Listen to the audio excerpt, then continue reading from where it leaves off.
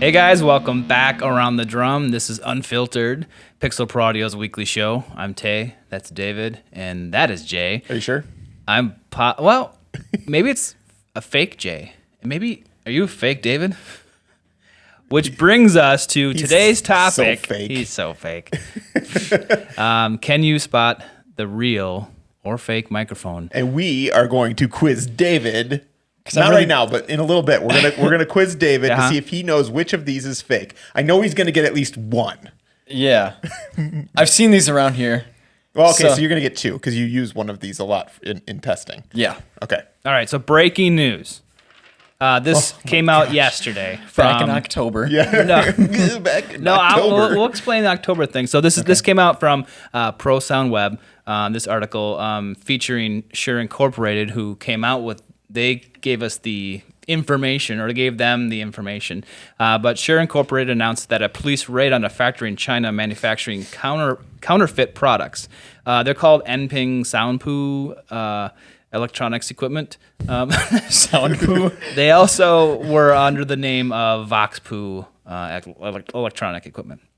But anyway, this is a city Enping and a company, Chinese company, making fake counterfeit microphones and other things. The targeted factory is a repeat offender and known counterfeiter to Enping enforcement authorities. Soundpoo was fined in August 2018 by an agency after Shure wireless microphones were found at the factory's premises during a routine market investigation carried out in April 2018. But then later in 2018 in October, they actually went in there and they found all this stuff. In addition to Shure, other leading audio companies were impacted by the counterfeit operation, including Sennheiser, Yamaha, and Harman. Among the goods seized were wireless microphones and receivers, consoles, amplifiers, and processors. And that's what's surprising to me. The Right. most surprising thing was that there were like DBX processors, meaning they showed a picture of a DBX 234 XL. It's a crossover. Like Yeah. the most boring piece. Right, and that really surprises me because it's not a super high value piece, and it's kind of a complicated thing to. I mean, I guess it's analog, so it's not that complicated. But I mean, there's a lot that goes into that. The silk screen. I mean, it's a. Sure. They went pretty far to. He said, "Sure." I was gonna say something. It's DBX. We got to get it out of the way, I suppose. All right, so it's we're used to, and we have seen counterfeit microphones come through.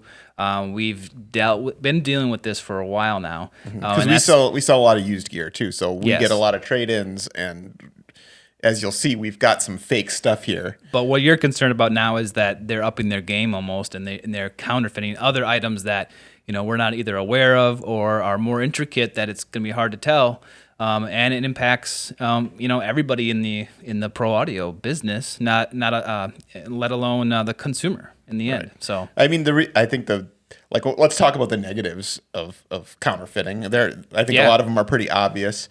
But one of the things they point out in that article is also these companies who are willing to counterfeit things, they're not really concerned with following regulations and rules for making things safe to use in your house.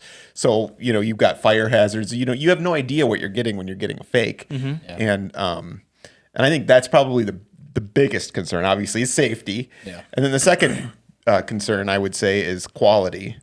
yeah. Yeah, they're not held to any kind of specification. No, and we've seen with some of these fakes how terrible they are. Like some of the Shure SM57 and 58s are just horrible quality, the fakes. But then they go all the way up to like some like Beta 58s that we've seen are really good quality where they sound great and it's almost impossible to tell the difference looking at them, if not impossible. I'd say real quick, another concern is warranty. Like if something goes wrong with it, whereas if you bought an original, you'd have a warranty, and with a fake, it's gonna be sent back to the Chinese factory. And let's talk about how they got here, which I think the biggest way they're getting here is through Alibaba. Okay. And I know that we used to look on Alibaba because we would try to source like cheap cables or something, not not obviously not counterfeits or brand name stuff, but just a cheap cable to throw in with something or whatever.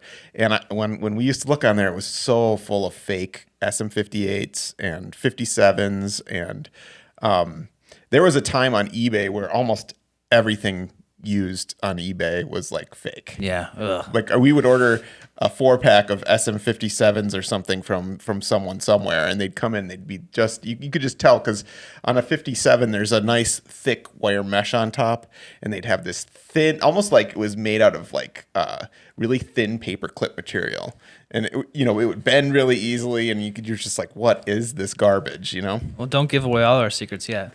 But well, I'm throwing them off. Some of the things I'm pointing at are not fake. This is from this quote is from Daniel Sennheiser, the co-CEO of Sennheiser. He states, "Counterfeit products do not just exacerbate customers by Exacerbate. No, customers What is it, by David? I don't know. right there. What does that say? Exasperate. Exasperate customers by delivering a bad experience that does not reflect the promise of a brand. These cheap counterfeits also fall short in terms of quality, and in some cases dangerously so. This damages the industry as a whole, and we welcome joint action against violations in order to better protect consumers," which is what we were kind of saying. It's true. And what's interesting is that Sennheiser, Yamaha, and Harman will be assisting Shure with criminal prosecution of the company.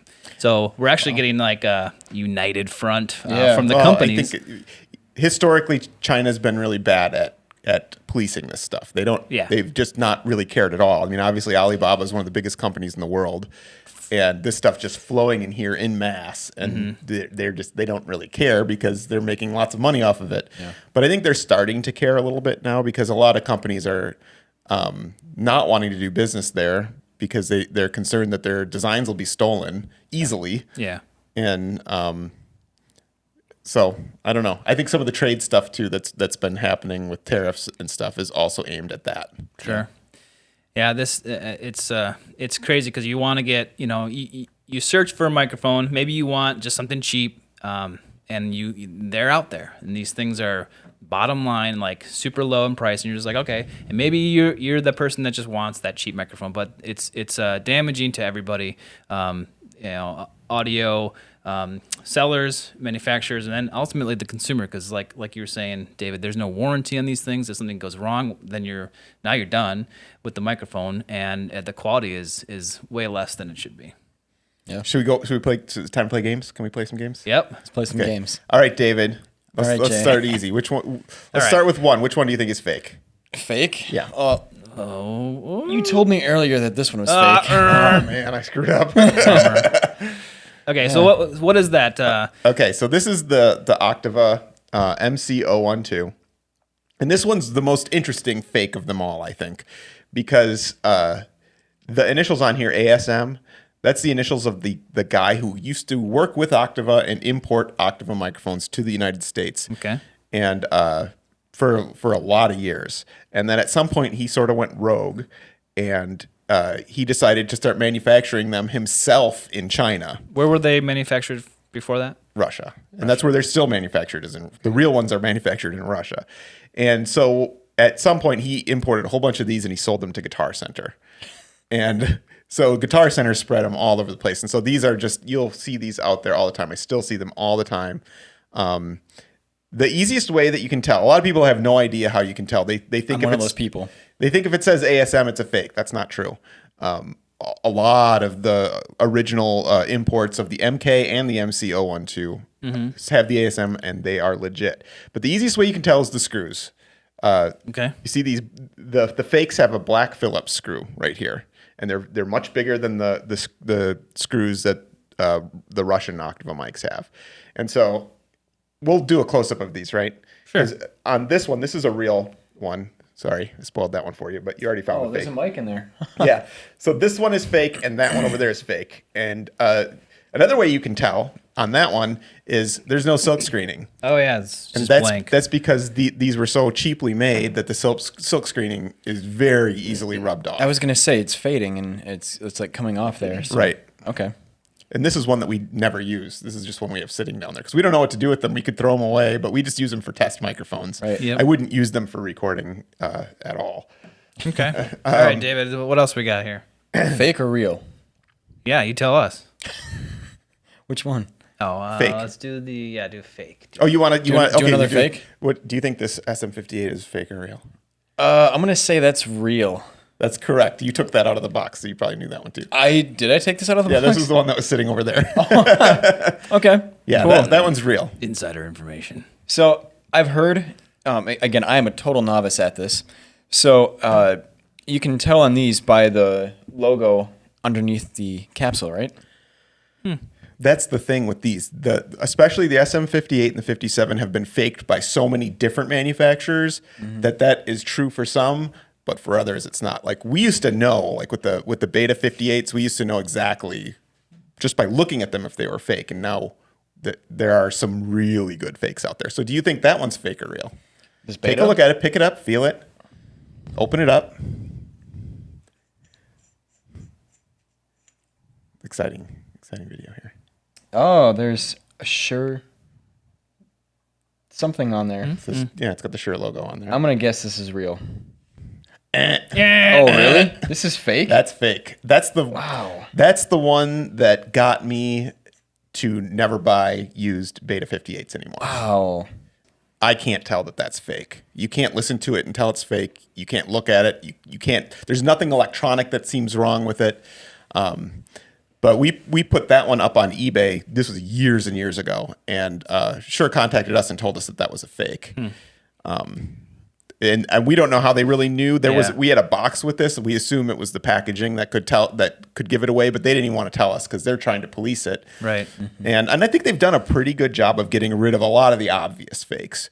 But I wouldn't buy a used Beta 58 because I don't care who you are. I don't think you could tell that that's a fake. No. Okay. Well, David, we're gonna have a look at the SM57 in a second, but we're gonna take a short break and talk about our promo. Hey, Tay. Yeah. Do you want to win some free gear? Yeah. Too bad you can't. Aw. But you can. David, tell them how.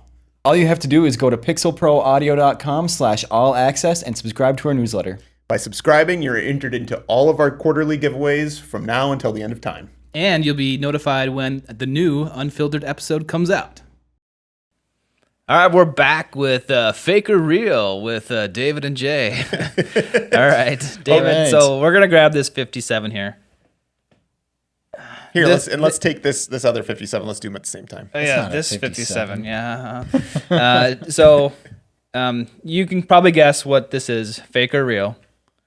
This is a real one. You think so? Yeah, I've felt a fake one before, and this seems really heavy. And But again, there are so many fakes. yeah, There are some really obvious fakes, and there are some really good fakes. All right, so we do have a real SM57 here. Yes, we do. But we've come across The hammer. a lot of fake ones. And there's certain ways to tell, like, Jay, you can confirm this, but I think the SM57 spins around this top little, what do you call this? It's not the mesh on top, but it's grill. Yeah, like it's like side the- grill plastic thing. Cardioid filter. That, yeah. All right, that's pretty good. That spins, and I think on fake ones, I've noticed that they don't spin.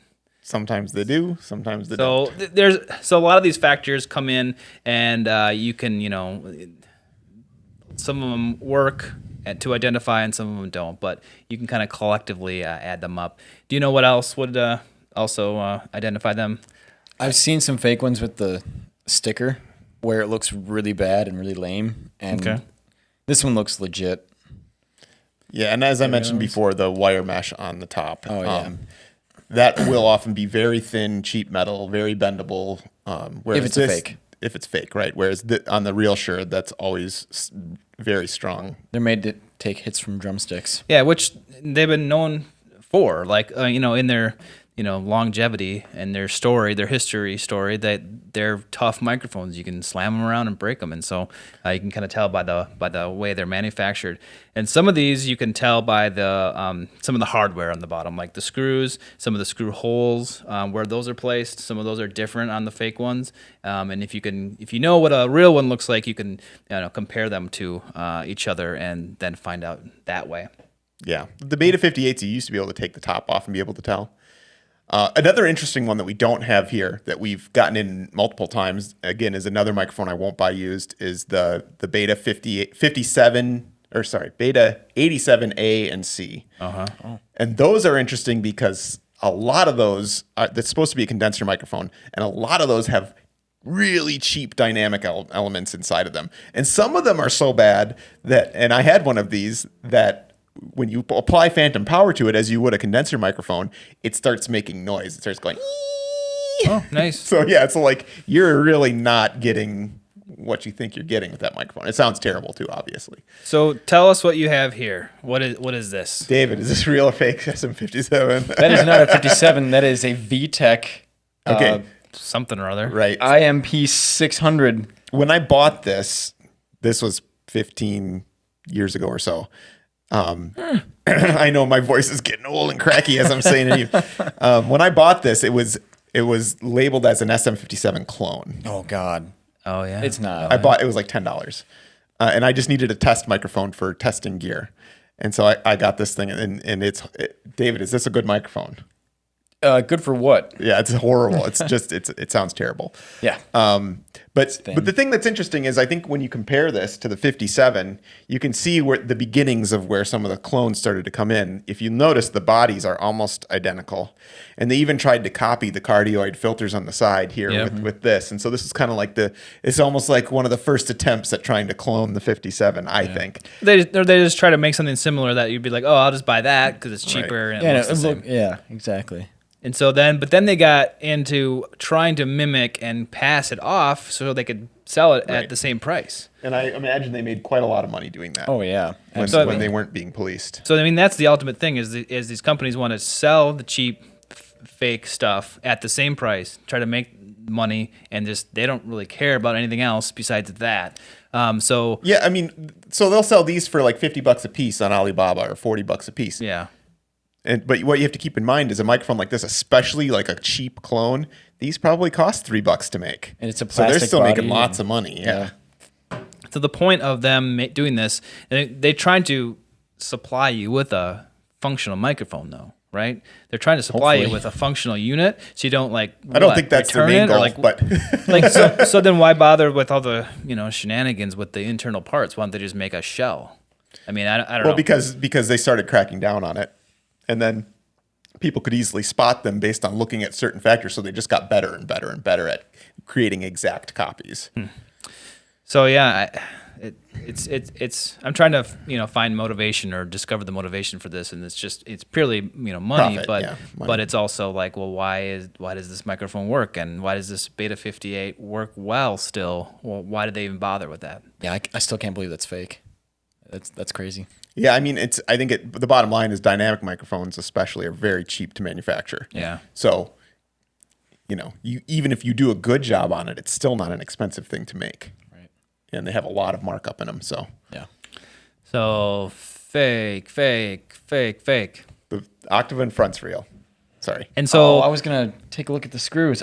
So these are flatheads on the real Octava, whereas And they go into the body. That's the important thing. yes, and on the fake, it's a Phillips and is on the outside of the body. Mm-hmm. And this says made in Russia, and it has high quality silk screening. Mm-hmm. All right. the other thing I remember on these is a lot of times the serial numbers on here. This one's silk screened on here, but a lot of times they're stamped on the body too. And I don't know if that's a way to tell. It's not. Honestly, the best way is by those screws. Because this is such a specific limited run of fakery that went on, and were imported and sold to Guitar Center. So it's like discontinued fake. Right. So this one's, it's just very easy to tell with the Octavas which are real and which aren't. Just look at the screws. That's the best way to tell. Okay. I feel like I learned something today. Yeah. Solid. So hey, you guys have any more to say about it? To wrap it up, all I'll say is, with Octavas, buying them used is okay because there's an easy way to tell. But with the 57, the 58, and the other thing we should mention is there's a ton of wireless systems that are faked too. Sennheiser and Shure both have tons of fake wireless systems. With those things, I would just buy them new if you want to make sure you're getting the real thing. Yeah. I really would. And I don't know if there's any, problems with the frequencies. Right. Too. That's why with wireless systems, you don't know what you're getting. You could be in the wrong frequency range, which could make everything not work correctly. And you just, if you want to expand your system later, you might not be able to do it because, they might interfere with each other. You got to just make sure with those specific things that you're buying new. Yeah. And everyone out there, you can do your part by trying not to buy the fake ones. I think it hurts everybody in the end. Including yourself. Yeah, because a lot of them are horrible quality. They don't sound good. And you never know what you're going to get until you plug it in. And then by that point, it might be too late. Start us on fire. Yeah, and I'm feeling depressed now. It was kind of a sad episode. Don't worry. You'll get a new real one soon. We'll be back next week with good news. Actually, it is good news that they hopefully took this factory down. And if you weren't aware of this kind of thing it's even out there, well, I hope this was informative for you that this is a real thing and it's been going on for a long time. And it obviously continues to be a problem because this news came out just yesterday about a raid last fall in China. So, yep. There we go. Cool. All right, guys, we'll see you around the real drum next time.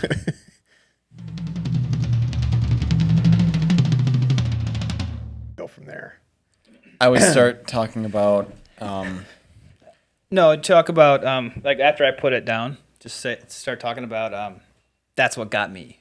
Say that. You like how he said no before I said anything? solid.